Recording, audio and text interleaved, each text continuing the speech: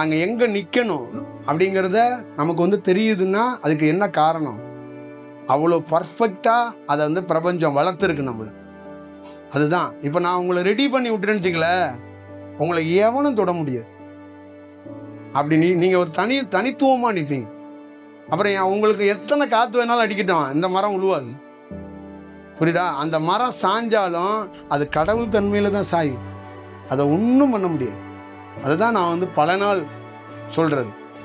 அந்த டைமும் கூட கொடுக்க மாட்டேறீங்க எங்களை மாதிரி ஆளுங்கள். நாங்கள் குறைந்தபட்சம் என்ன கேட்குறோன்னா, நீ கொஞ்சம் பொறுமையாவது என் கூட இருக்கிறதையாவது கொஞ்சம் டைம் கொடு. புரியுதா?